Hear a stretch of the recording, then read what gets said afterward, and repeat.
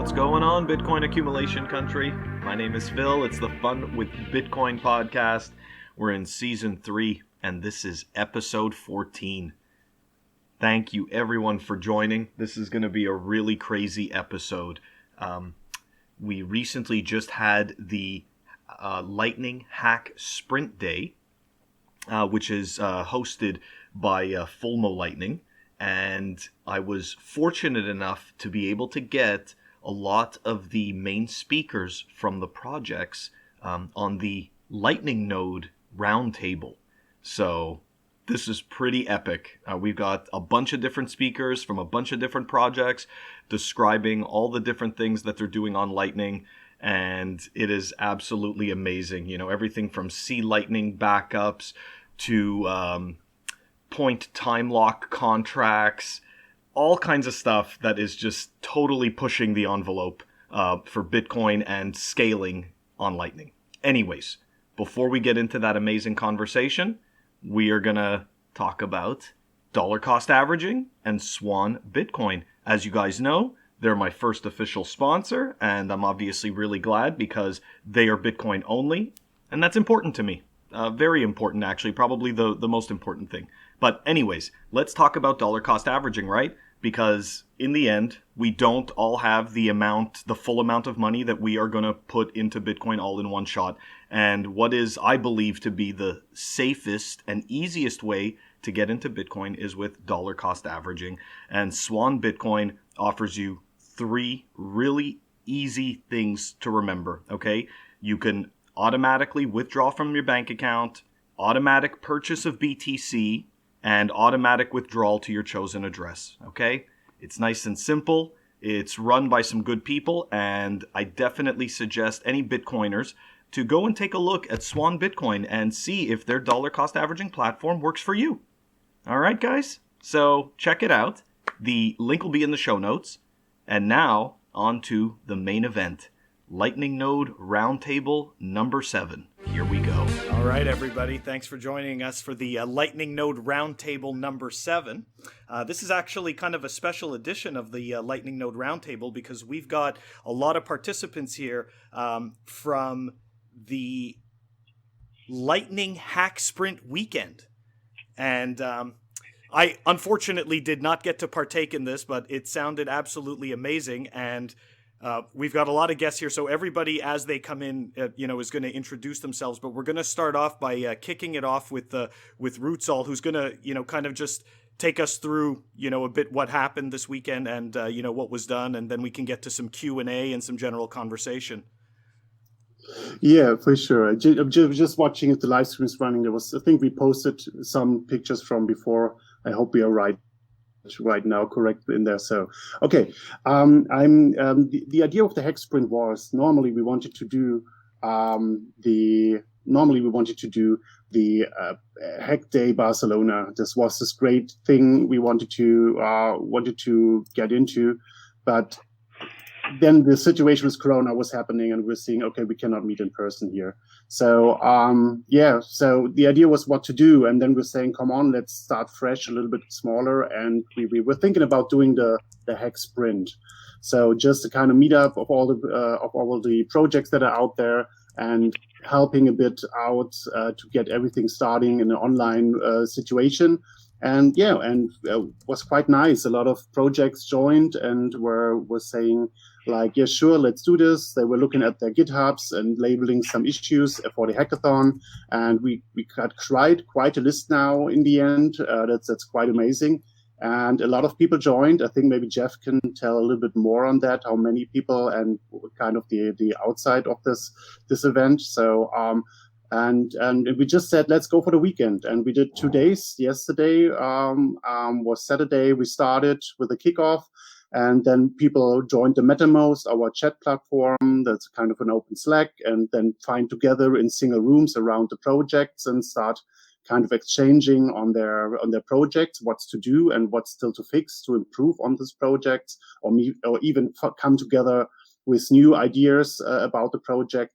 And we had Jitsi rooms where people can just make video calls very spontaneously and coordinate. So this gives you a little bit of this person feeling back again, maybe. And also we had self-organized sessions, so people had a place on the wiki to just add what they like to talk about, and even made live streams, talks, and discussion groups. So it ended up in a quite well situation. So if Jeff likes to add anything to that, for sure, that would be great.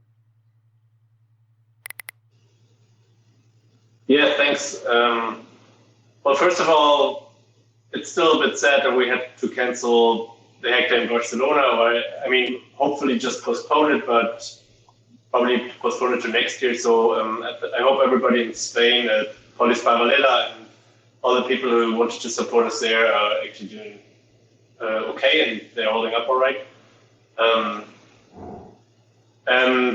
Yeah, I mean, we were kind of struggling with not doing it, but just 3 weeks ago, it seemed like we could actually still do it, but then like reality happened. And we kind of had to adjust to new situation. And I think we were also a bit hesitant because the original intention that we had when we started the Lightning Hack Days was to get everybody off the keyboard or off of their screen and just bring everybody together a bit to actually meet and mingle and exchange ideas in person, because that's really hard to create this energy and that you can feel in person if you meet somebody. I mean, you know how this goes. Most of you have been there. So I'm pretty happy it worked out quite well, the HackSprint. And we had a larger focus on already existing projects, but as we will learn tonight, there was also some new projects. So I'm pretty happy with the way it went. Already, thank you everybody for contributing and for setting it up. Christian Rutzol did an amazing job, like running everybody up, and we also had a lot of help with infrastructure, and pretty much the whole Lightning world united once again to get everybody together. And I really hope we can do this again. Hopefully very soon. That was the only feedback I got. But what we will do again is something we will talk about in the next minutes and possibly hours. So stay tuned. And I'm also excited to learn a bit more about some of the projects, because I mean, I was looking at all the projects a bit, but never really got into any details. And some people just didn't talk much, but were actually coding. So here we go.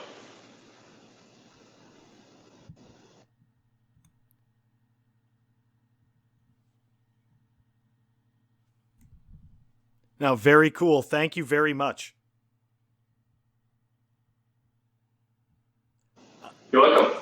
So, I think what we should do is maybe we could talk a little bit about the projects, because I'm definitely interested to know what what you guys came up with.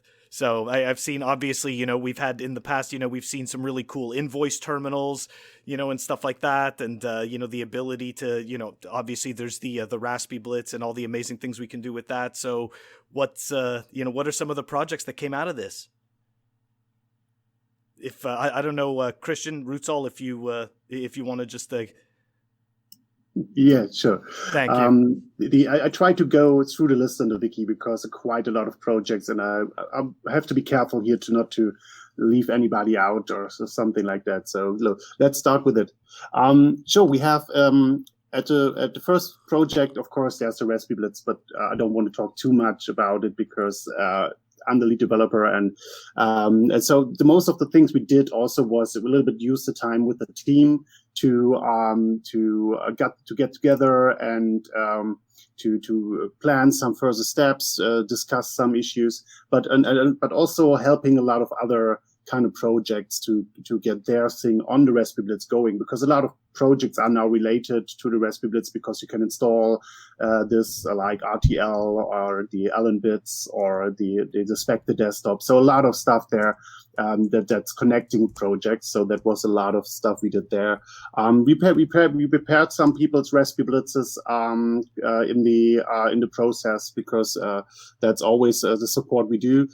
We planned a little bit reviving a BlitzD feature, so like having more like a little server written that can help on presenting maybe in a browser setup situation some stuff better.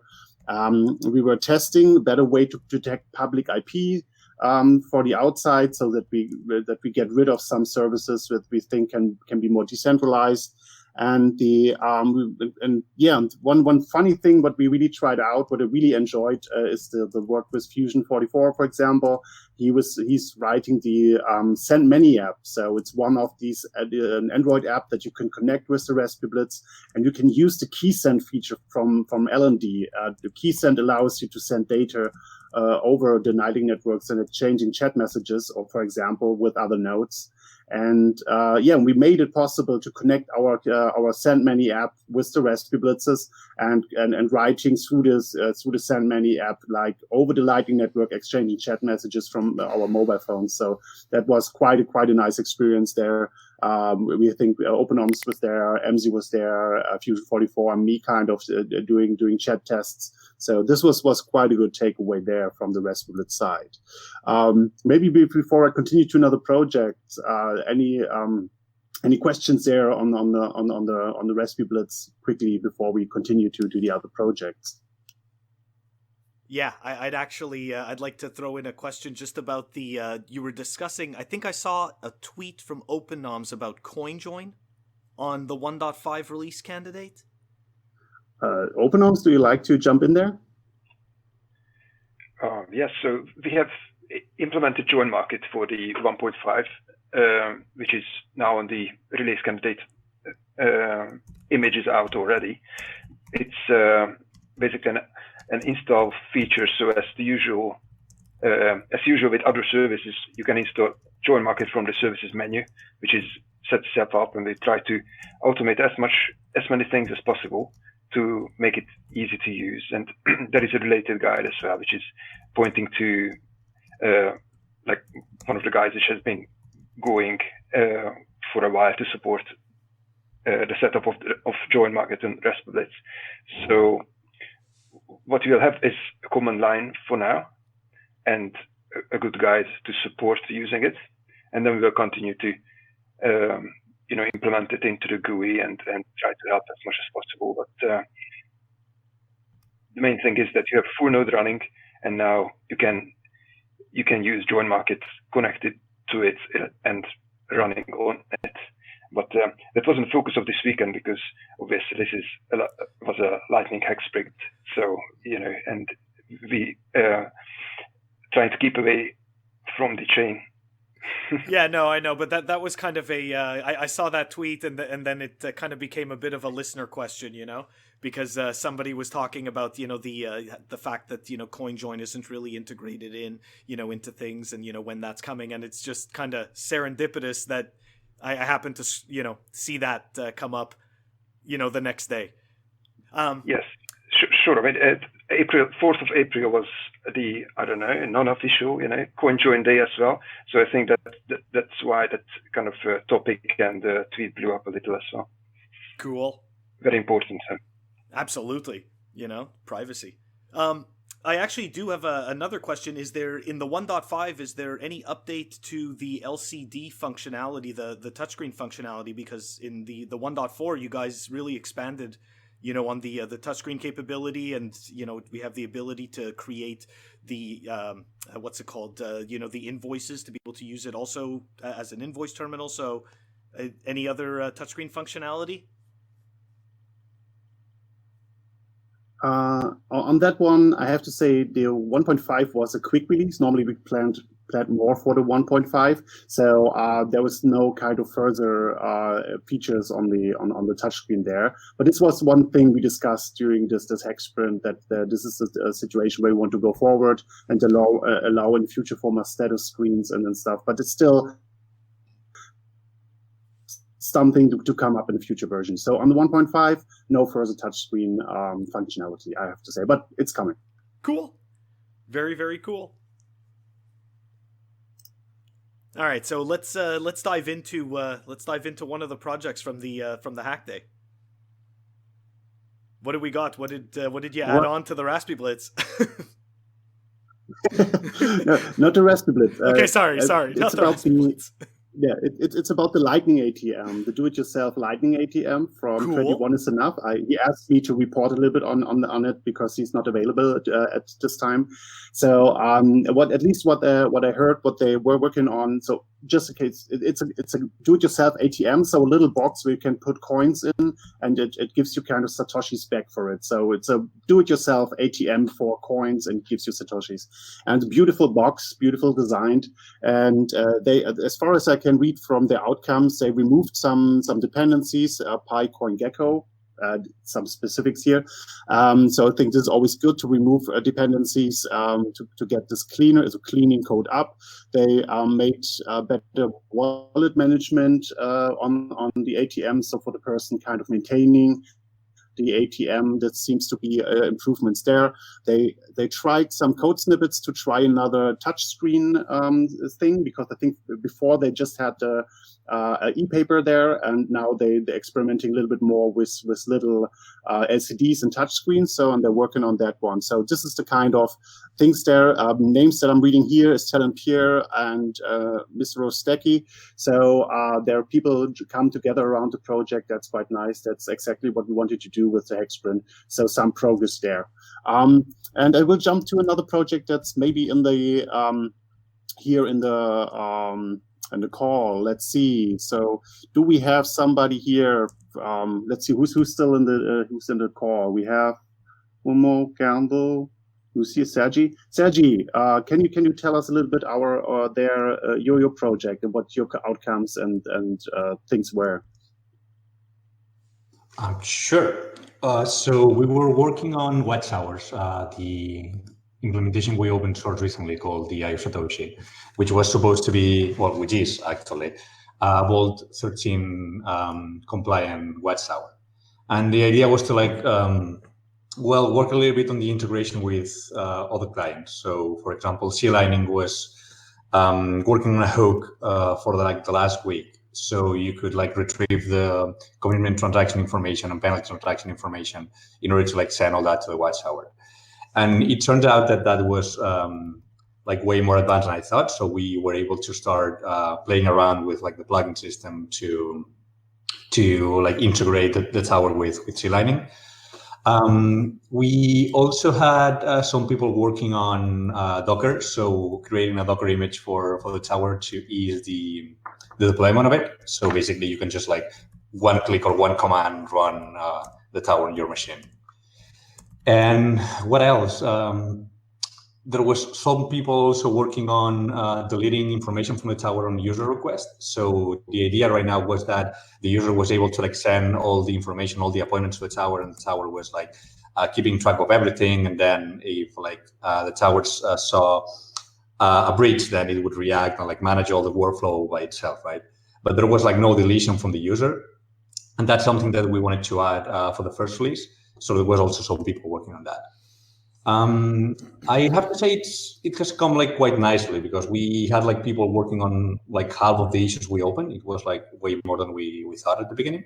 So I'm really happy I'm really happy with the results of this.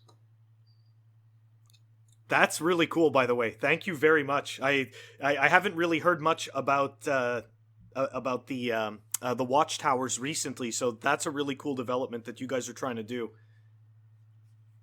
Well, thank you. Yeah, I have to say that that's one of the things that we also thought when we were working on this, right? I had a talk yesterday too about this, trying to raise a little bit of awareness. Because as I was saying yesterday, they haven't been that much going on towers for the last, I don't know, maybe half a year or so. Since the first big release from LND, we haven't heard that much about it. But we think it's a really important thing to have there. So we've been also trying to push it a little bit. So I just want to make sure if I understand correctly, though, because you're building this, you have somebody building a Docker for this. So would we expect that this would be something that would be included with the image of a LightningNode, or specifically for the invoice terminal? Sorry. No, the idea of this is to be completely decoupled of any other kind of node, so you can run a tower without having to run a full Lightning node by yourself. Because at the end of the day, you don't need much. You don't need most of the node capabilities in order to like watch for channel breaches. So with like Bitcoin D and a little bit more, you can actually do this. Okay. Very cool. The whole point of it was to like, oh, sorry. Oh, no, go ahead. I was going to say that the whole point of this was to like offer a tower service that can like be accessed by like any kind of node. It doesn't matter what implementation you're running. So you want to like bag your data in tower, then you can. Okay, I'm super excited because, like I said, I think Watchtowers, to your point, is incredibly important. I actually, obviously, I think it contributes to the stability of Lightning, and not only that, but I'm trying to find the right word to use, but even the security of using Lightning. So greatly appreciated. Thank you. Okay, Rootsal, who do we got next? Or talking about the project that they worked on. Okay, let me try to scratch the list here a little bit. So I see the LNBits and the Quickening here, like two projects that Ben is kind of working on, or at least mentoring. So I don't know, Ben, are you there? I saw you on the list here in the chat. Yeah, hi man. So we made there was some confusion over the stream. We made a competing stream, so we had like a whole bunch of your audience on another stream for a good 10 minutes, and we actually had a demo. We'll have to get the game, the first person shooter, because we demoed that because he was in the wrong stream. So sorry about that. But yeah, no, LNBits and the Quickening. I haven't really done much with them over the weekend, to be honest, because I've been busy just interviewing all the fantastic people involved in the HackSprint.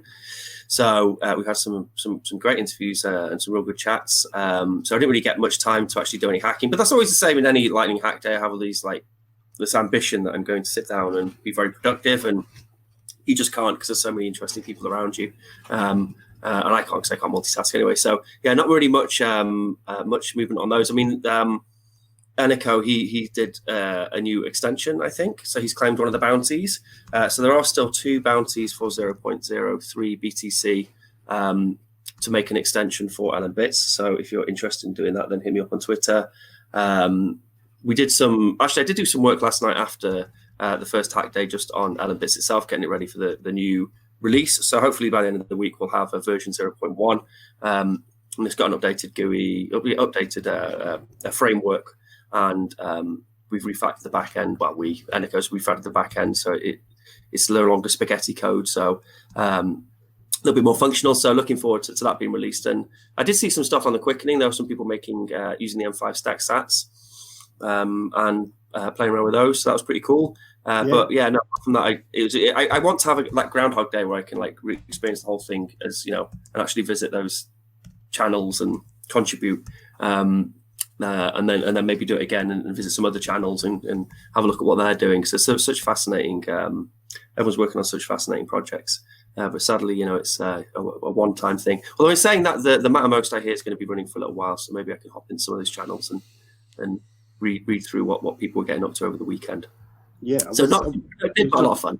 I was chatting with the people working on the Quickening shortly, and they said they're working, for example, try to work on the calculator thing so that you can use it in a bar. So you have to think you have 4 beers, for example, like 350 and whatever, and the bar staff can just, because it looks already like a calculator, you just point in 3 times 450. It gives you kind of the euro amount, and then you say pay it, and then it gives you the Lightning invoice. So I heard at least this was working on. It was not finished. So, but the person working on that was saying yeah, I will work on that, continue on that, and let you know when it's ready. So I'm really looking forward to that.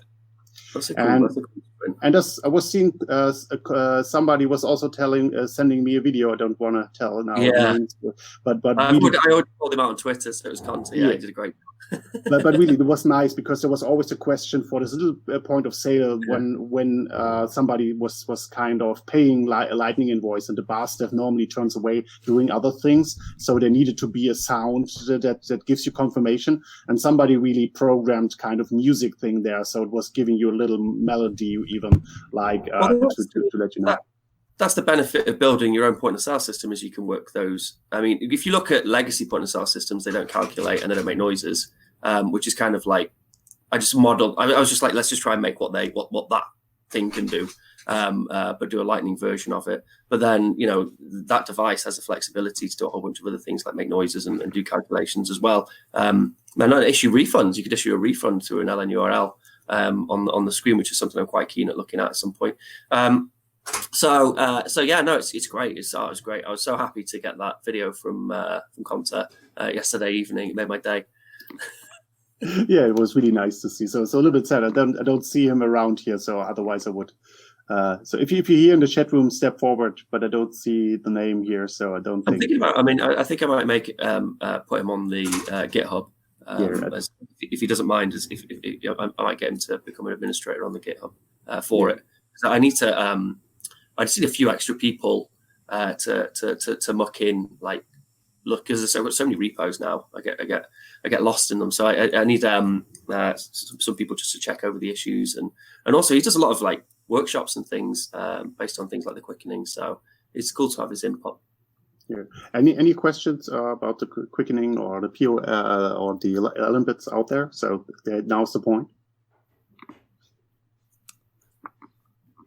Okay, should I continue to the next project? Like go through the list? Oh yeah. Scratch one off. Okay. Oh yeah, absolutely. So let's see, what do we have here? We were seeing some work on the Spectre Desktop. So just to give you a background on the Spectre Desktop, Kim, are you in the room? Not sure. Let's see. I don't see. So let me give you a wrap up. The do-it-yourself Spectre wallet is what Stefan Signerev is working on, and Kim. It's a do-it-yourself, build your own wallet, hardware wallet, and because a hardware wallet needs a good software part. Also, they're working on Spectre Desktop, and Spectre Desktop is not just limited to their hardware wallet. It also supports Coldcard and Trezor and Ledger. And so you can make multi-sig setups with those. The Ledger, the Spectre Desktop is part of the new Raspiblitz release, the 1.5. So there's a release candidate out, the final version hopefully coming up next kind of weeks. And the idea of the HackSprint was to test this out, and some people did test it out with Ledger wallets. I saw a report with Trezor. So basically, I heard it works, but there's something that could be nicer, of course. Some things. So it's basic. The basic functionality seems to be good. And together with Kim, we were looking into still an install issue that were on the Raspiblitz that seems to be fixed. So we give this then into more testing. I think there will be a release candidate too after this weekend, so that people can test it further and maybe confirm that it's now okay. And yeah, so the Spectre Desktop coming to the Raspiblitz, looking very good, and this kind of confirmed on this HackSprint. Did you heard, Konikoris, did you heard about Spectre Desktop at all before? Nope. I was just gonna say this sounds amazing. So I'm super excited to install it. I've been building my own little 3D Lightning case. So I plan on putting the 1.5 inside of it. And I don't know if you guys can see, but this is one of the demos of it. None at the moment. We just there you come. Okay. There we go. So this is the beginning of it. Ooh, this nice. Not bad. I know some people they like it a little bit smaller, but for me, I decided to go with this. Anyways, nice. Yeah, it's one of the revs. Hopefully, I'll have something to show very soon. But yes, I'm excited to install the 1.5 on that. So I haven't heard of nice. Spectre. I haven't heard of Spectre Desktop. So, but give it a try. So it's an actual desktop app? Yeah, it's something then you call in your browser, like you do with the RTL app. So it's a little bit the same thing. Okay. You call it then on your browser, and then it gives you a control interface where you can do the setups of the wallets and so something to we have to figure out if all the details are working still. So, but at least the first tests from the HackSprint looking good, and looking forward to see your feedback on that on the release candidate 2 then when it comes out. Cool. I'm looking forward to installing it. Okay. Right, what do we got? Okay, let us go to the list because there's still something to go. Also, somebody asked me to report is on the Tor to IP tunnel service. MZ was taking a look, and I think also OpenOMS can give us a little bit more background soon. But just to give you the basic idea, a lot of nodes, like even the Staticus was mentioning this on the Lightning conference again. Excuse me. That a lot of nodes would like to have a possibility to run behind Tor because that's an easy setup for people to do at home. You don't have to configure stuff and on the net stuff. But sometimes there are situations where you need a public IP.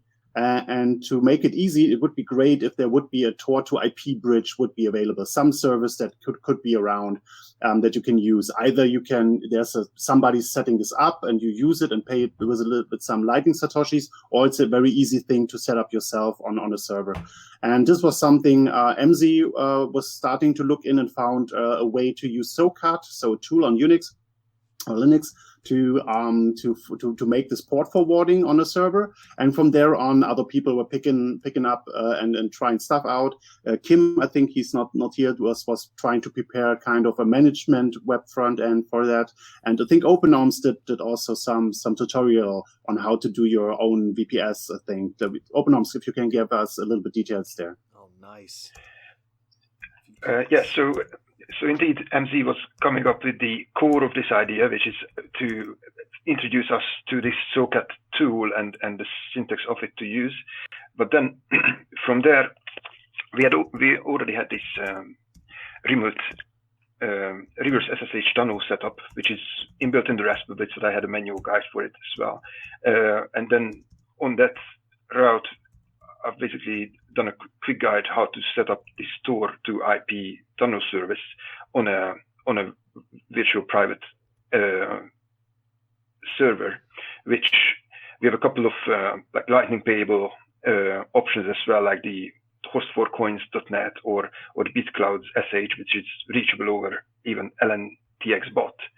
So the point will be that now this setup can be tested and we see how reliable it is, and then in the future we might be able to do a scripted version which can be called from the Raspiblitz, and then you would just basically register for a server on one of these services, pay it with Lightning privately, and then would be able to use a public IP which you can either couple to your Lightning node. So your Lightning node behind Tor would have a gate to the ClearNet, which other nodes from the ClearNet can connect to. And also you will be able to plug this. You can use it with other ports like the REST or the gRPC API ports. So you could plug this ClearNet IP address into a BTC Pay server instance, or you could pair your mobile wallets like Zeus or Zap. So it gives a lot of possibilities without hurting any of the privacy, with a small fee of having a VPS subscription. Wow, that definitely doesn't sound like it's for the standard user though. I feel like I don't know. I feel like that's a little bit more advanced. Well, if you want to keep your nodes private and running behind Tor, then you either do some wizardry with your router and like a remote SSH tunnel and things like that. This is actually sounds complicated, but it is actually much less difficult to set up. So we can link to this guide, and you will see that it hardly takes an A4 page and just a couple of lines of code.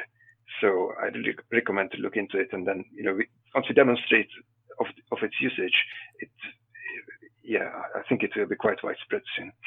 I hope. Very cool. Yeah, I really hope it will get in the. This is a very early stage of this, so we have really to now to experiment with this, see where the performance limits are, and but if it's running then fine on a technical level, we have to see how we can package it in a good way to make it easy for everybody who has a node to use it, and to think the nodes have very much interest to make it very easy for you to make that happen, and to have it also to get it to I click it and I use it situation a bit more. So. Let's hope for that in the future. But at the moment, it's a technical prototype. No, it's very nice, and it's definitely very much needed. For example, where it's nice in the Room 77, for example, we used the point of sale, the M5 stack, and this device cannot talk Tor. There's an ESP32 in there that's not able to at least I haven't seen a Tor library for that, and I would kind of wonder if I see one. So for this kind of devices, it would be great to have have such a bridge to IP, and then the node itself can run behind Tor and communicate to the outside. So at least for such situations, it's a good solution. I think we'll have very, very soon. You know what? I never Wiresharked the data between the node and the M5 stack. That's a good point. You know, like I didn't think of that. I was like, that's true. I've never seen a Tor library for it, but yeah, maybe I'm sure that will come, because you know what? People are getting more and more fascinated with the microcontrollers and how easy they are to work with, you know? Yeah, the good thing, at least with the M5 stack, is there's just an invoice macaroon there and a read macaroon, so you cannot at least have no admin macaroon in there. So nobody, even if somebody finds a way to see something or whatever, like, you can at least not run away with your funds. So that's at least a good thing to know. Yeah. You mentioned that there is no Tor library for doing that, but my question here is that the solution you made for exposing the Lightning nodes with public IP, did you make it like specially only for Lightning, or I don't know, or your solution might be used for general for exposing hidden services or like anything behind Tor? Because I was wondering, because having some general solution like for every kind of like API or service you expose on support would be useful, I think. Yeah, to just get quickly back on that. So at the moment, the basic thing is just a forwarding of traffic, of IP traffic. So at the moment, you can expose any kind of service to that. Depends, maybe some services have special needs. So, but basically, you can expose the hidden services with that. But what it will be in the end is like that you either use it for yourself, you just set it up and use it for yourself, or on the other side, if it's some service you kind of pay for it to use, I think that service has very much interest there to not just hosting or forwarding a dark market or something. So either it will get into trouble. So I think it's possible to probe those things and see if this is just an LND that an LND API that is forwarded here, or if there's really serving a web page or something. So it can be different on that one. So I think basically you can do this. I think people could have done it before. It's not a new trick that we pulled out here, but there is some implications here. Not every hidden service will be using this, but I think for Lightning nodes, that they are in an area where this can make sense. So if I can just comment on that, it is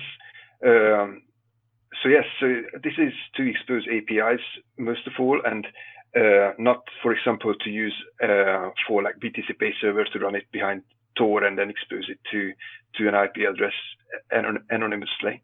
I would just say what the host4coins.net website has as a policy, that they say if you receive any abuse report, your server will be immediately suspended and the complaint transferred to you if you provided a valid email address.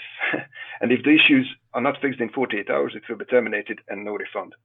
So, you know, they need to kind of somehow protect the service provider themselves to stop you abusing this kind of service, to use their VPS as an exit node, basically. But if we kind of take this and just keep it to the APIs, like the LND RPC or gRPC or REST, then this shouldn't be an issue at all. Right. Okay. Thanks for answers.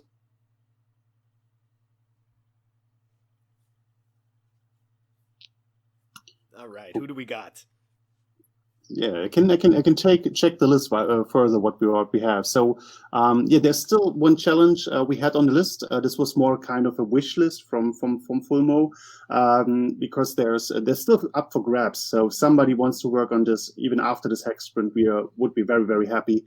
This is the Wiki Lightning spam protection. So somebody made a prototype where you can add something to a media wiki, like we used for the hackathon or for the HackSprint, so that when you edit a page, that you have to pay a little satoshi to protect against spam, so that somebody's not completely editing your wiki and is not paying nothing.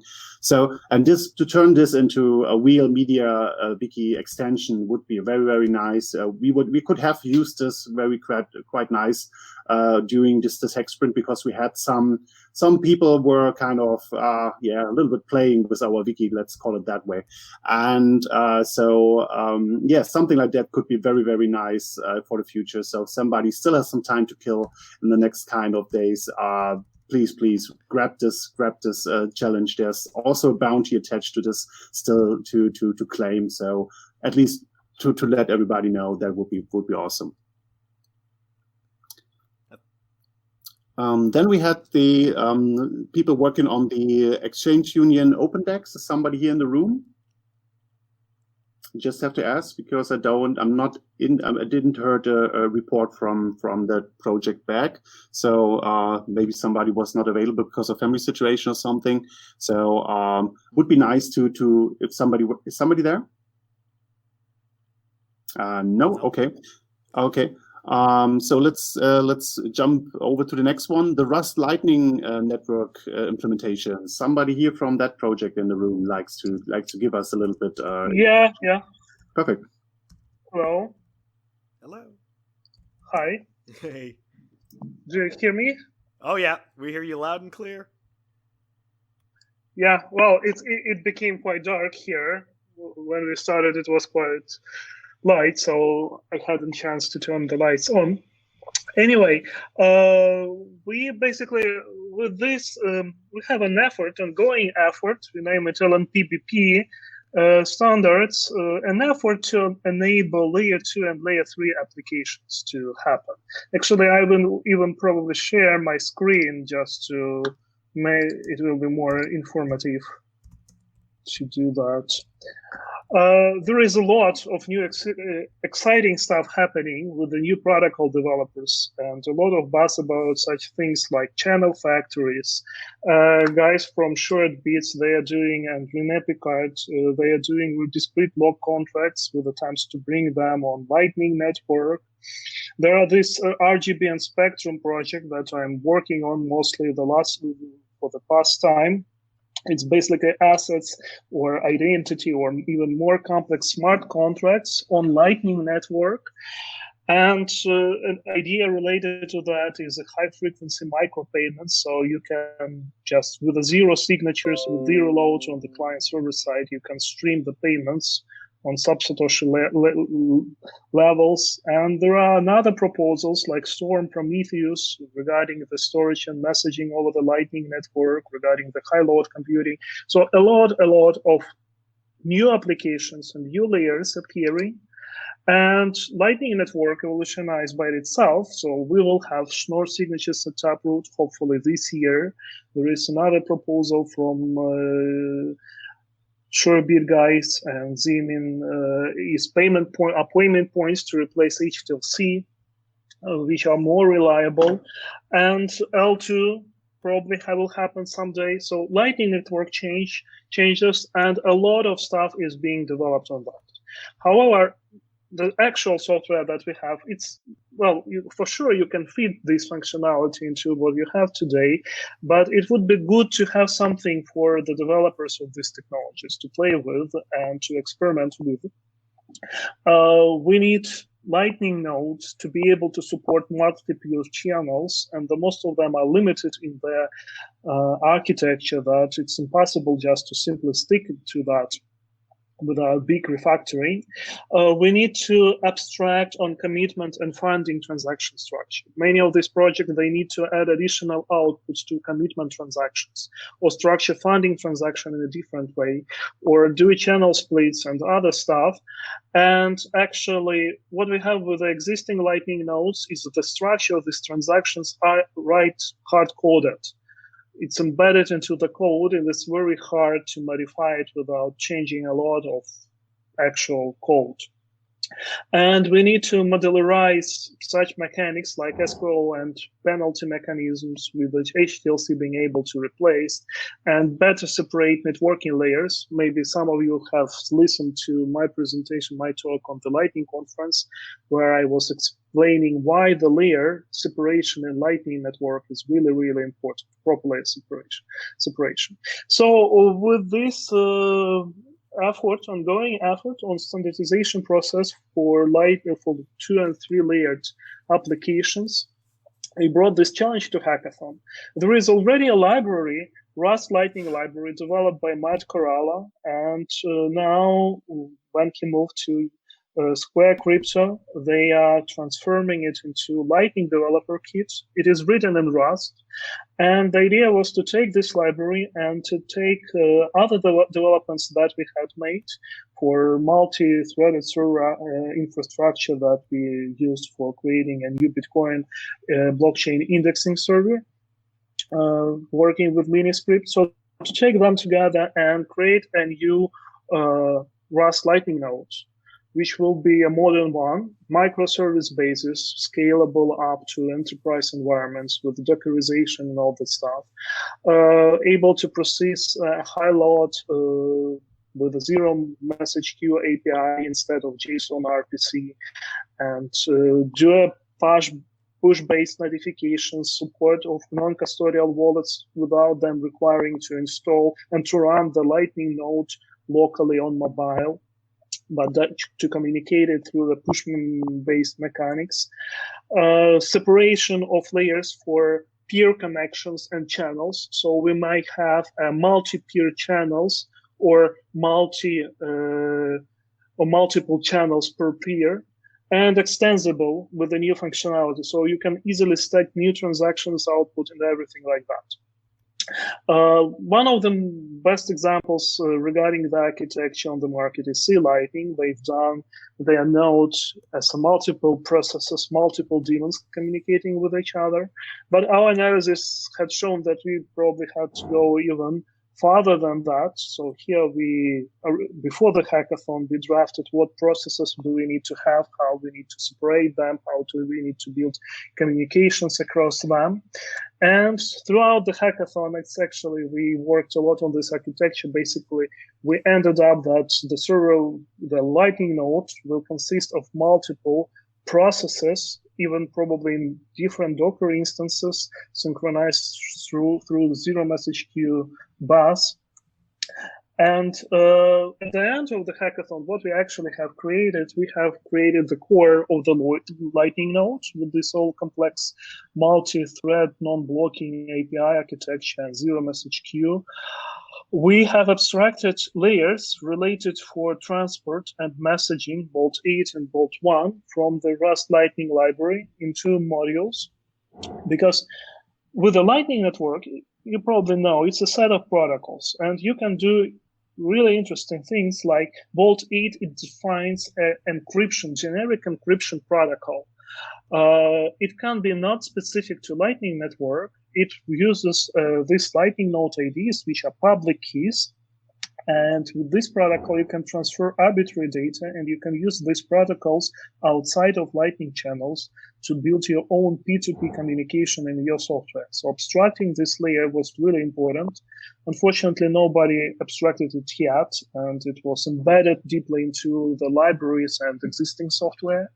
And the next thing is that we had to abstract the peer messaging. Before the creation of channel, LightningNode can exchange messages, and this set of messages can be extended with new message types. And again, it was very much interacted and embedded into the channel management. However, its functionality can be utilized. So the the LightningNode can agree additional parameters or create a multi-peer channels and that stuff. So that was required for that. And we abstracted that into another piece, another module within this library on GitHub. And so at the end of the day, right now, we have a peer daemon able to run P2P remote node communications. We are still putting the pieces together of these different parts. They are all already can be compiled and played with, but now we are sticking all them to each other through this through libraries and zero message queue. And that's why I hope we will move forward together. We had a big support from Matt Coralla and Chain Code Lab guys. They actually very open to communications, and we will also have a call with them tomorrow. And Christian Decker, he also, with the time, he has proposed many ideas to this multi-thread architecture and improvements of the Lightning protocol. So we will continue to develop this node and support developers who would be planning to work on that and join this project. And hopefully over some time we will have this new shiny Lightning node ready for all layer 2 and layer 3 beautiful apps. That is huge. I mean, I can't even describe it any differently than that. Max, thank you so much for presenting that. That is absolutely incredible. Thanks. I know that there are a lot of people waiting for channel factories to actually be able to build on them, you know? So I actually did an interview with a gentleman named Pete Wynn, and he's kind of floating an idea called Lockbox, but it can't exist without channel factories. So this is really cool stuff. Thank you so much. Yeah, it's not only code, it's also standards and adoption. But anyway, the node will be a step to forcing this happening, I hope. Thanks. Very cool, man. Thank you. Okay, so I think we see who else we can find on the list. Quick question from GetrouteVIA. Somebody here? Because I hadn't seen or got a feedback. Yeah. Hi. I'm here, but there is another person, Stefan, who would like to speak next because his battery is running out. So I'll let him speak first, and then I can join. All right. Thank you. Thank you very much. Thanks for stepping back. So can you hear me? Oh yeah. We can hear you very well. That's great. Awesome. I just want to say a few short words on WeNode, my project. It used to be called CheapNode. It's just the idea of running full Bitcoin nodes and Lightning nodes and like stuff like personal server and all these little gadgets that you have on a Raspiblitz, for example, on old mobile phones, old Android phones. The cheapest nodes that are available, in my opinion, might be broken even, might have a broken display, whatever. Just use these little things as servers. And I wrote up some scripts to help install these for a while ago, but I hadn't tested it because my setup just worked. And I wanted to get some people to test these. Unfortunately, nobody got interested. But at least I had an excuse to do it myself and set it up on another phone, and smoothed out quite some wrinkles. And I hope it'll work now. So it's published now, and you can go and try to revive your old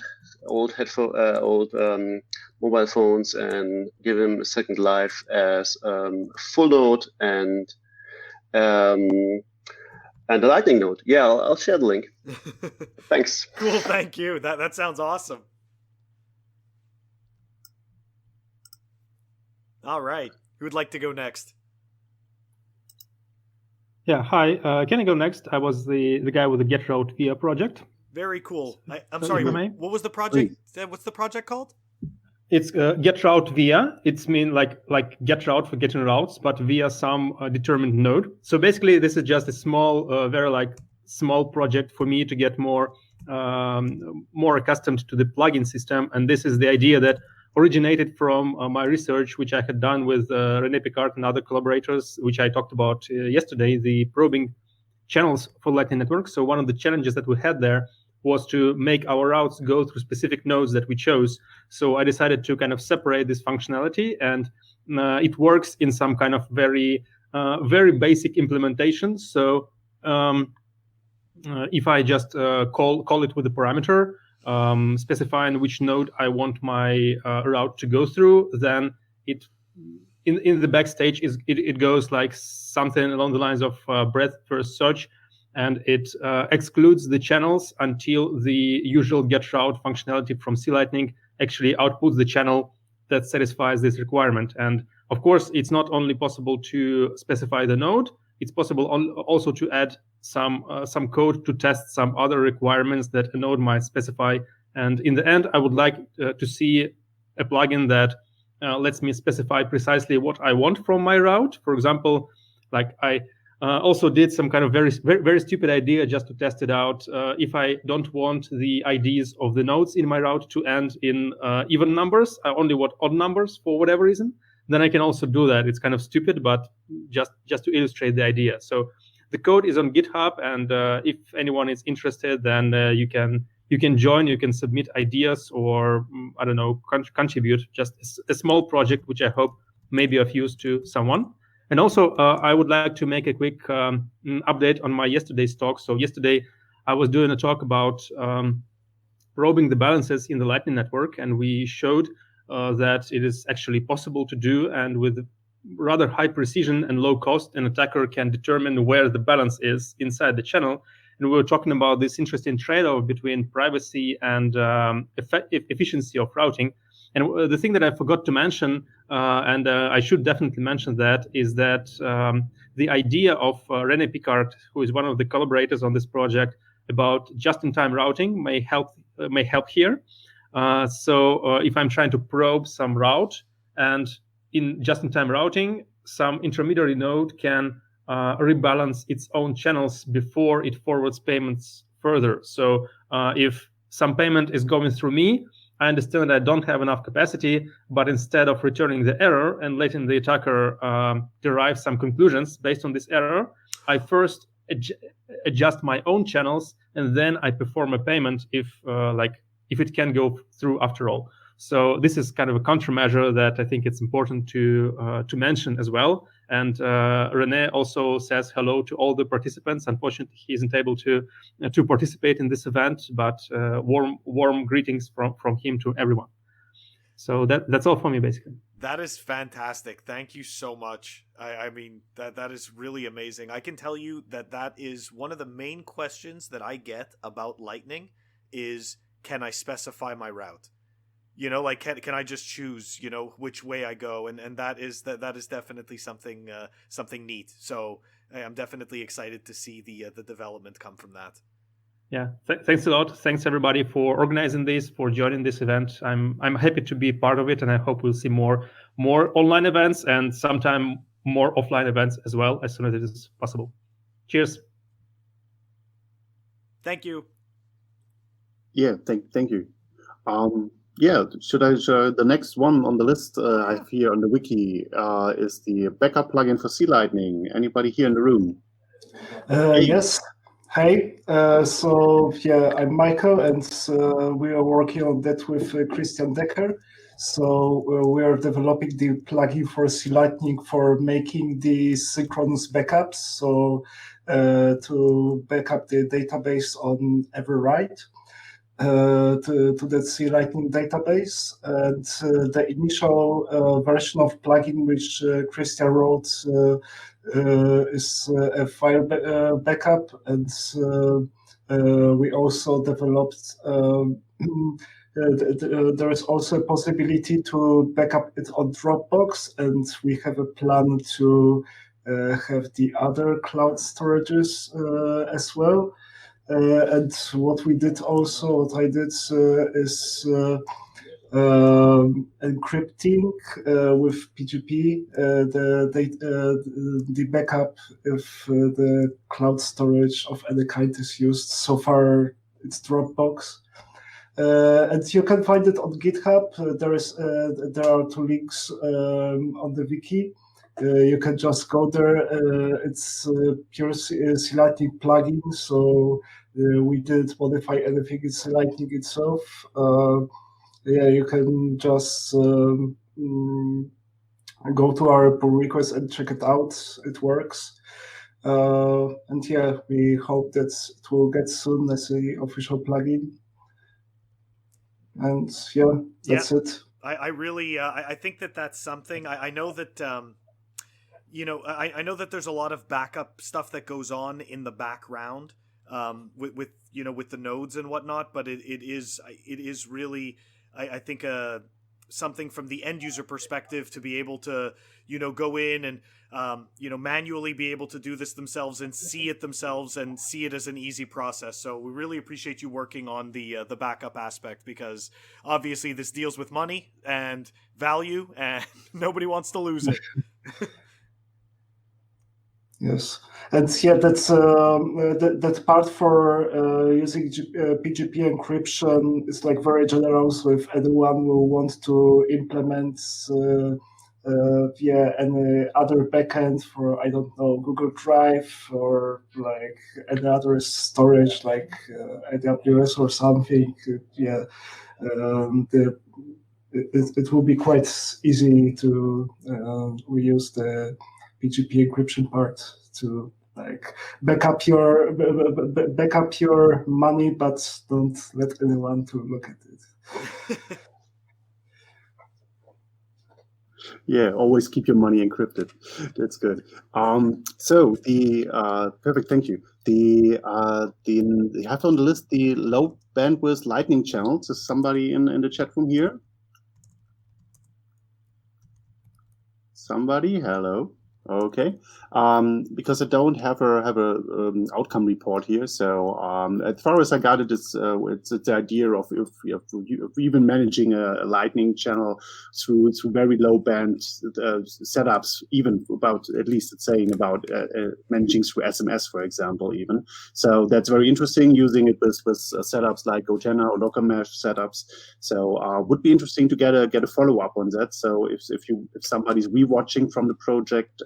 This recording, please still put something in the wiki. That would be great to know where you went through the HackSprint. Then we have the Bitcoin router. So somebody from the Bitcoin router project is here who likes to let us know what you were working on. Hey, yeah, that's me, and also Candle is here as well, who was helping us out with the GUI. So let me just get my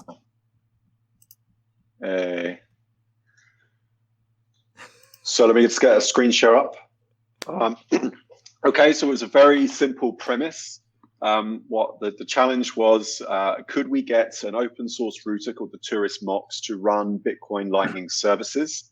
So this was an exploration project. Yeah, Candle's got here the visuals up right now. So this is a product that comes out of the Czech Republic. It's an open source router. They've been around for like, I think 10 years or so. They came out with an open source router called the Omnia some time ago. And then more recently, they did a crowdfund for the Tourist Mox. I can also show you here like just what it looks like on my screen as well.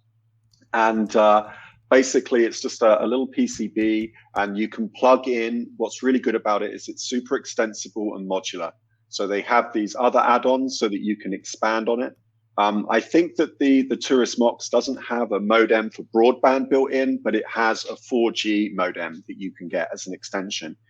So the evil master plan was, could we come up with a proof of concept to show that the tourists could actually run some Bitcoin services out of the box, even though it doesn't have a super powerful router, just so that we could get like a proof of concept over, but then also with a view longer term to perhaps actually making our own custom PCB that would be able to run the Bitcoin router. And really the business case for this is quite straightforward.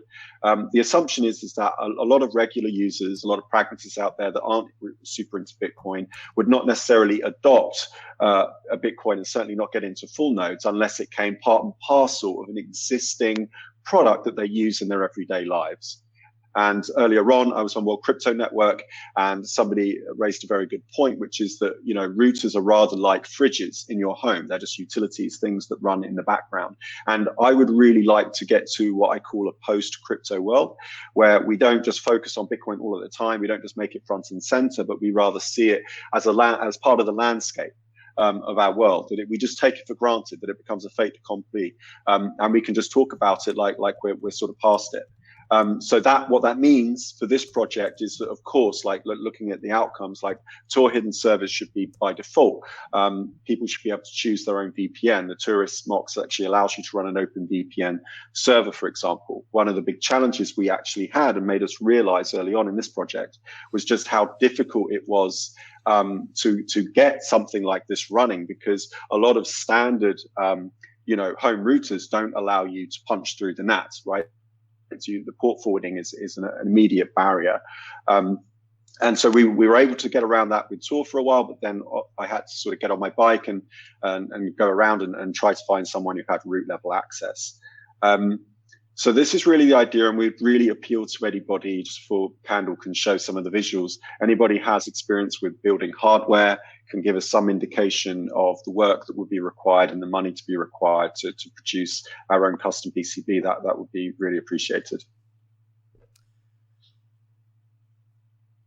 So I know, Candle, you want to show off what your vision is for the panel for the let me talk a little bit about that. Yeah, so as Chris was already saying, we were like playing around with the hardware, which is also, by the way, open source hardware project. And we thought about how we could integrate Bitcoin, Lightning, and Bitcoin-related services like Electrum, Join Market, and so on together. And here I just brought up some dummy-like demo how one could imagine it to be, because our goal is to make it as easy as possible to like set it up like plug and play, get it rolling without having this hurdle of going into the terminal or stuff like that. So, and yeah, this is just a small representation of how it could look in the end and to get a start. Cool, thank you. So any questions? Yeah, I'm just thinking of how much it would cost to actually build that initial board. Sorry, I stopped. I was there when you mentioned that, and I just stopped there. I was like, how much would it cost to make that board? Yeah, I don't think it's. Yeah, I think it's totally. It's not doable. cheap. It's not cheap. No, well, definitely not for a small number to start. But I know the company I work for manufacture. Well, now we, now we send them out, but we used to manufacture our own boards. Yeah, it's pretty expensive. Just the heat chambers alone are like $200,000 just to test that aspect of it. So, anyways. Wow. Yeah.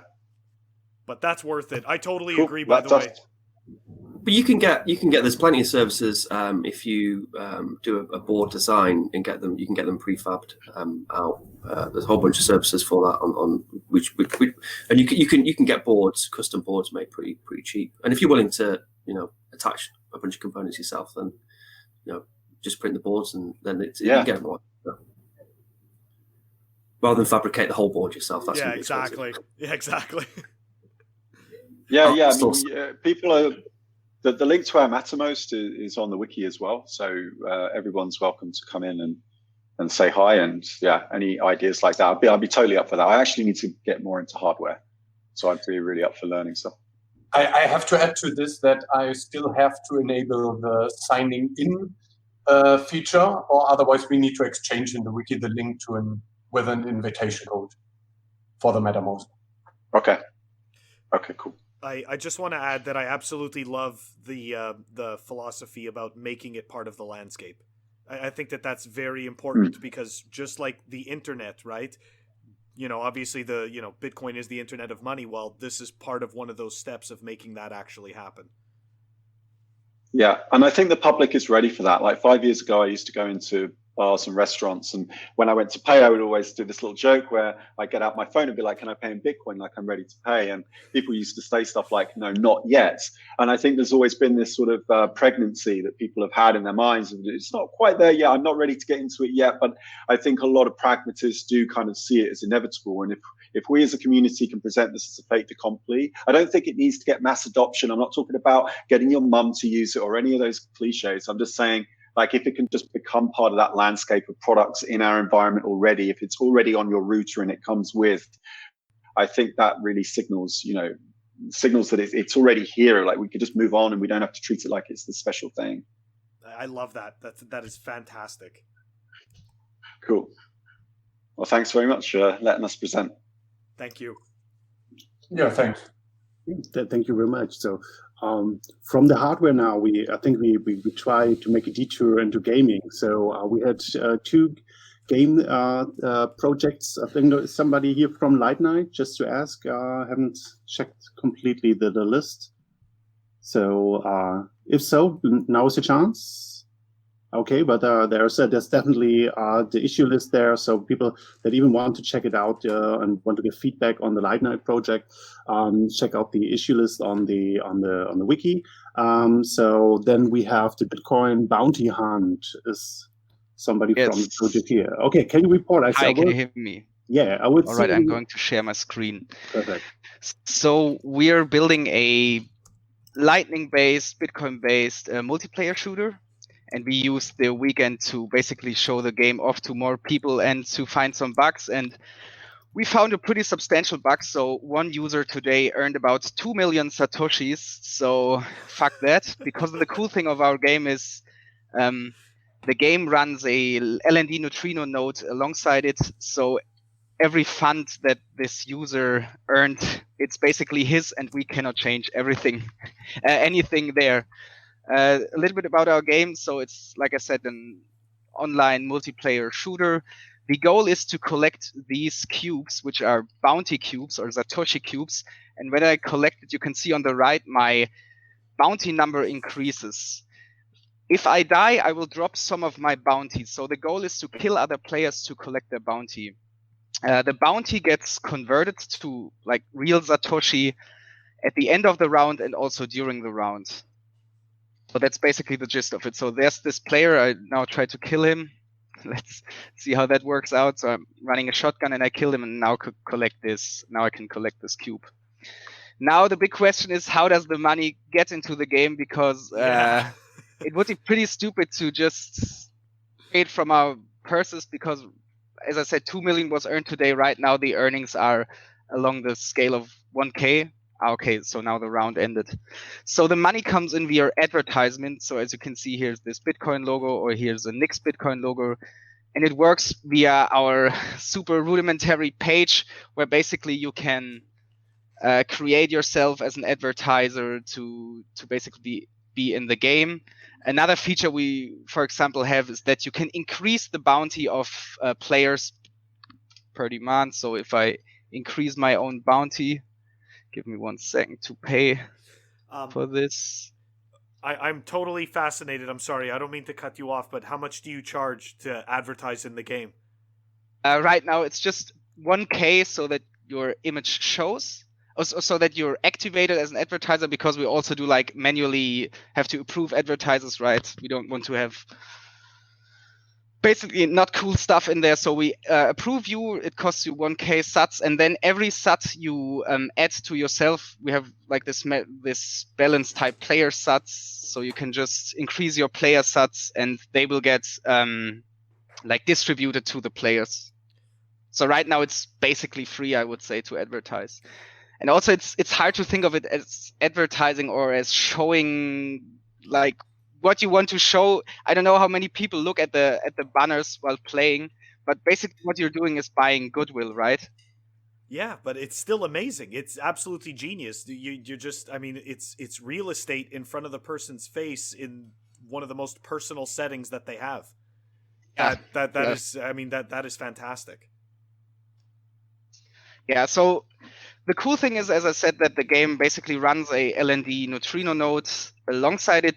And what we do is, so here I have like my balance. So I have 15K balance on my local LND daemon. And because we do not want to use custodial wallets because the law for it is pretty weird in Germany. So we're thinking, okay, can we improve the UX of a neutrino LND wallet? And basically what we do is we have a custodial wallet until you have enough satoshis to pay for a channel, at which point we will basically open a channel to you, is what we're doing. So our game basically just, we're looking at new features of Lightning and just try to implement them as a game, basically, is what we're doing. Yeah, and after this wrap-up is done, I will stream the game a little bit on Twitch. If you want to join, I have a lot of Steam keys I can hand out. The game is going to be free. We want to release before halving would be our goal. Yeah. And you can basically play right now. Sometimes there are no satoshis on the server because no one's advertising, but yeah, just send me a message and I can send any one of you a Steam key. Can you? It runs on Mac OS and Windows. Can you provide a link to the to your current website right now so I could put that in the show notes? Yeah, we have so this is, as I said, we're not front end developers, so this is our this Bounty website, and there's just then donnerlab.com, and also I think the Mattermost chat channel would be nice because there you can easily contact me if you want to have a key. So these 3 things should be fine. Okay, perfect.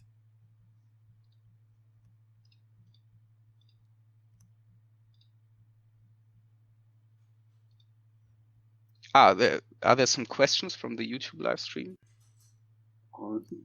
Looks good so far. I think you have to check later out the chat that was running on the live stream because it's a little bit hard to monitor at the moment. Yeah, well, good. Thank you for the overview. Before we get to the last project, I think Kim is now in the chat from working on the Spectre desktop. You had some entries because before now you're available. Yeah, feel free to give us some short report or some short additions to what I was showing for. Yeah, exactly. So there's one thing about the Tor service where I'm working there on a front end which would be able to that people can sign up like a multi-user web application. Then they can set up their tunnel and eventually can pay via Lightning. So if anyone is interested to help me out with that as well, so it's pretty much done. I copied it from some older project, and maybe that's something which I will set up the next week as a public service, and maybe there are people also who would like to help with maintaining and developing that further as a service. But apart from that, I want to say some words about the Spectre project, which now is part of the Raspiblitz with 1.5. So we're very proud to be part of that.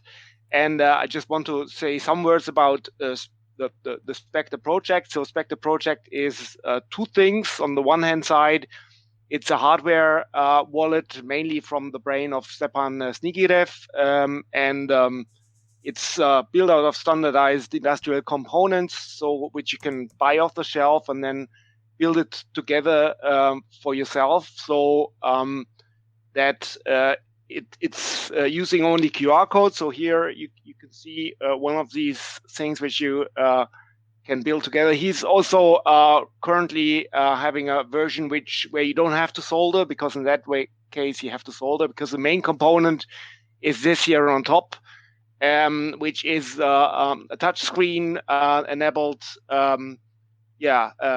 kind of phone-like device, but which doesn't have any Bluetooth, no network devices, so that you can access it only via QR code. So you're scanning the QR code here, and you're then, on the other hand, if you want to push information from the Spectre desktop to the Spectre DIY, you're scanning it with the QR code reader. So that's Spectre DIY, and what's now part of Raspiblitz is the Spectre Desktop, which is a web application where you can connect your hardware wallet, first of all, for sure, the Spectre DIY, but also mainly all other hardware wallets. I guess I'm not sure about the Bitbox 2, but I guess almost all of the other ones. So I tested personally the Trezor. Ben Kaufman today tested the Ledger. It's working. The Cold Card is working. We tested it not with Raspiblitz, but the chances are almost 100% that it will work there as well. And and I think there are others which I forgot the name of, but you can use almost all hardware wallets, and you can use them now with your own node, so that you can use them as a single wallet, and you can also use them as a multi-signature wallet, where you're using X out of epsilon multi-signature setup, where you're then registering your hardware wallets into Spectre Desktop and creating a multi-signature wallet out of them. Yeah, and that's what I wanted to say about the Spectre Desktop. There's also a support channel in Telegram, which you can visit anytime if you have any kind of trouble with Spectre Desktop or Spectre DIY. So you can find it in the GitHub Crypto Advanced space. I will post the link in the chat, and also maybe we can put it into the show notes. That's it. Thank you for letting us present. Absolutely. Thank you. I'm sorry, I do have one question, though. I may have missed it at the beginning. What is the microcontroller that you're using for the DIY? That's a discovery board. I'm not sure. It's not.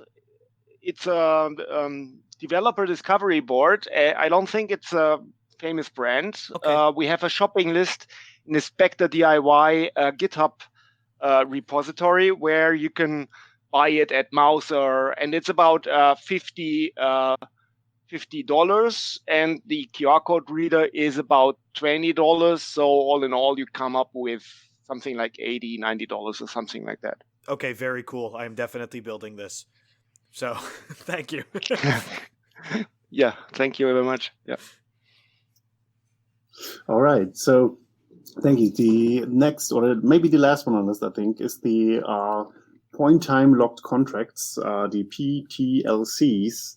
And I read a lot about poodles there. So please let us know what it's all about. I like dogs. I really like dogs. Sure thing. So this weekend we've been working on implementing PTLCs to replace HTLCs, and PTLC stands for point time lock contract.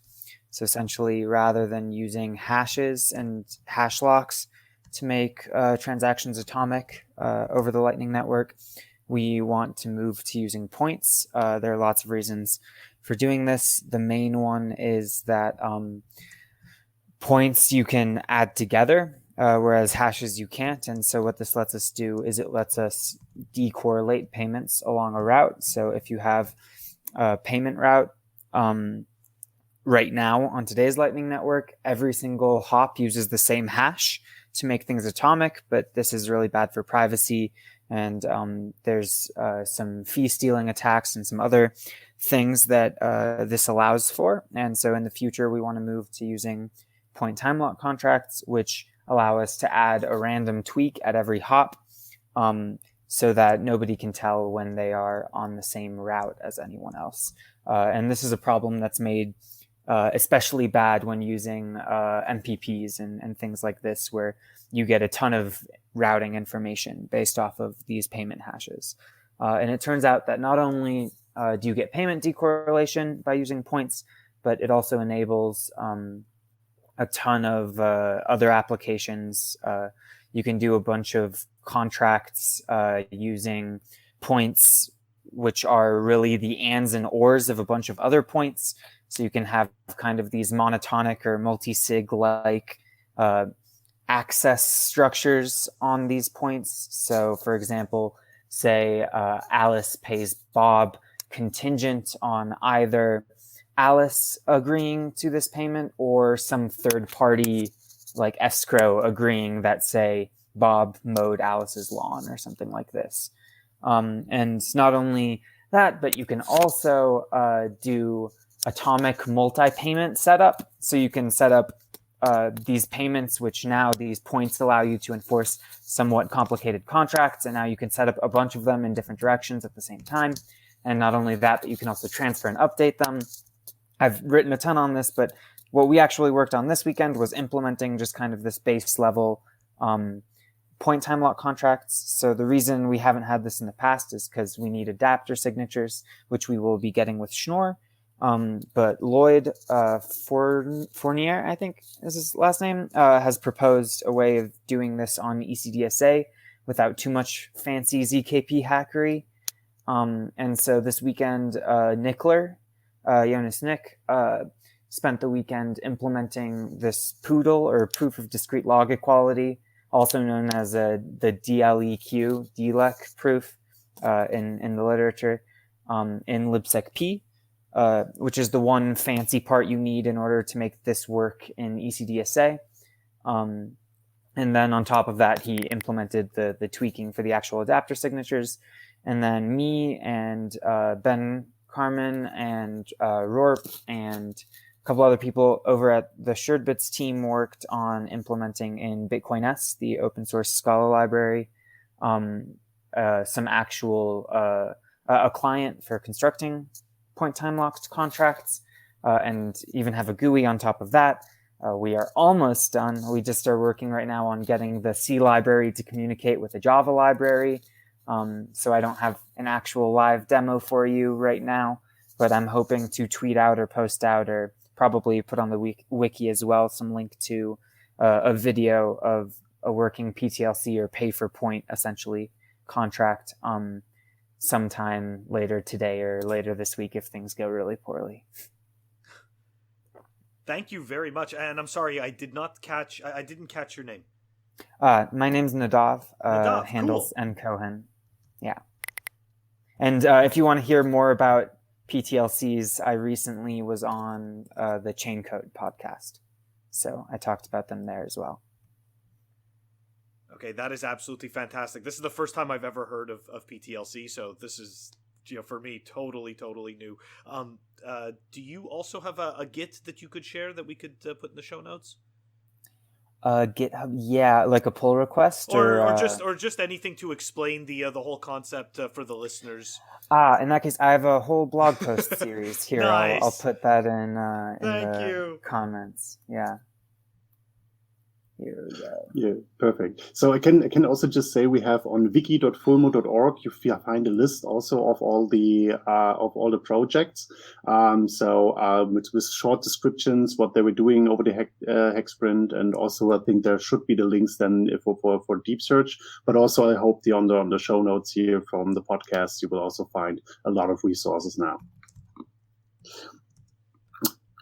Okay, let's check the list again. I think there was the RTL I had on the list. It was kind of late entry issues. I'm not exactly sure if they were worked on. But Suhaib, are you on there? Yeah, I'm here. But there was no. I mean, unfortunately, I think it was a late entry, so didn't see any action per se. But the issues are there. So if anybody's interested in contributing, we can discuss. If you want to discuss it from a UX perspective, product perspective, we can discuss, and then we can hopefully invite some contribution. Perfect. So this is exactly the thing. Like, there's, I think, not all challenges that were marked in the GitHubs were kind of worked on, because we wanted to present a selection and see what people kind of is working for with the people on the weekend. So it feels absolutely free to just check out still the wiki, wiki.fulmo.org, to check out the projects and see what issues they have marked in their GitHubs. I think every project loves it, even if you come a week late or whatever, and say, "Oh, sorry, I don't have time the weekend, but now I'm here and I like to work on it." I think everybody loves that and very, very appreciated for every help that is going on there. So far from my list, at least, somebody I maybe have forgot. Sorry for anybody in the chat wants to step forward and give a contribution. At least that's the list I have on the wiki. No, yeah. I was gonna say I think that's it. Okay, Unless so we somebody went wants to through the throw wrap in. up. Yeah. That is fantastic.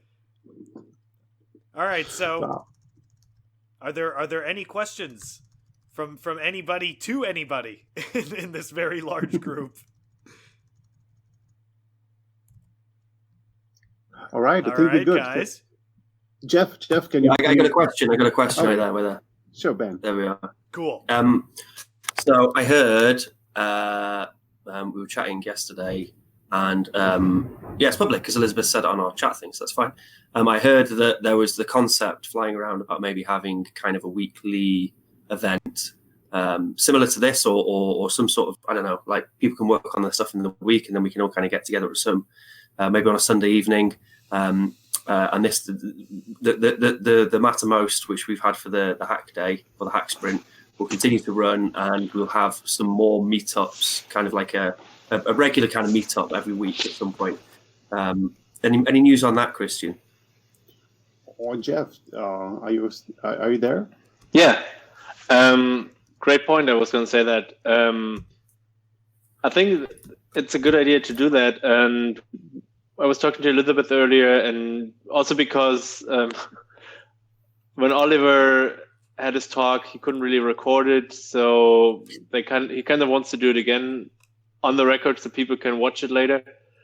So we're thinking on doing like a regular weekly call where like you have one presentation, the community can get together, maybe similar to this one, every Sunday night, Berlin time at 8, which is also a good time for the for the American East Coast and even the West Coast to tune in. So that's kind of the geographic areas we can cover that. Yeah, and I hope we can do it next Sunday already. So the plan for now is that we're going to have Oliver Gugger on again, who's going to talk about LSAT. He did a presentation yesterday, but as I just said, there's no recording, and we'll post the link and set up a live stream. Try to find a proper way on doing this, because we did a lot of stuff on Jitsi, but it's not really for mass hangouts. So we're still looking for a better alternative. But that's the idea so far. And for other events, I think it feels like we could do this again in a couple of weeks and maybe make this a regular thing as long as people have to stay at home. Yeah, makes sense. Fantastic. Thank you, Jeff. Well, thank you, Ben, once again for doing the live streams, and also Josh. I was glued, or my eyes were glued to my speakers for, I don't know, 5-6 hours every day, just listening to you. He messaged me this morning and he was like, "Oh yeah, man, I might be able to pop on for half an hour." He's there for 4.5 hours. It's great. But I mean, it's just it was a real pleasure to speak to some of those people. So yeah, absolutely fantastic. All right. So yeah, also thank you from my side to everybody. So it was really a pleasure to putting all these projects together. Again, you can use the Mattermost still after this HackSprint now. But don't forget, not everybody's checking the Mattermost regularly. So if you want to contact persons, I think the GitHubs and the Twitter links that you will find are the best way to contact the people from the projects. Yeah, thank you again. Maybe we will look into this like in a few weeks. We will call out for another HackSprint. So it would be great to see all of you again. And Coinjoin, thank you really for giving us the hosting platform here, and looking forward to hear this on your podcast. So give us a little bit kind of closure here. Where will this published again? Where we use spread as well on these messages. Oh, thank you guys. I definitely got to thank you guys because you're the ones that are actually building. So I really appreciate it. It's going to, you can definitely check all things for my podcast on funwithbitcoin.com. And that's where it's going to be posted. That's the main site, but it obviously also ends up on Spotify and on Apple Podcasts and Anchor, and at least five other platforms. I'm most likely I'm debating. I might publish it this week coming up, or I might publish it in order of the podcast that I've done, which would put it in about 3 weeks from now. So I don't know. It all depends. But I'll definitely. That's why I wanted to get everybody's Twitter handles, because I wanted to include everybody I could when I tweet it out. Perfect. I think we also will have the recording to rewatch of the live stream. So just for people that want to have a quick recap, but also looking forward to the podcast. And yeah, so from my side, I think this was the wrap up. Thank you very much. and hope to see you all back soon again. Thank you very much. Thank you, guys. All right, guys. That was the LightningNode Roundtable number 7. It was pretty crazy and totally unexpected. But definitely welcome, especially at a time right now where we're all just kind of, quote unquote, staying at home. So anyways, everything is going to be in the show notes, the links to the projects. I mean, the show notes themselves are going to be like a small book, so definitely check them out. I am totally fascinated by that Spectre do-it-yourself air-gapped hardware wallet. I'm going to be building one of those. And obviously posting it on Twitter and doing all that fun stuff. Okay, so everybody's contact details will be in the show notes that wanted to provide them. Obviously, if you want to reach out to me, I am Coinicarus at funwithbitcoin.com for email, and if you want to catch me on Telegram or Twitter, I am at Coinicarus. Everybody, stay safe and stack your sats, and we'll catch you all next time.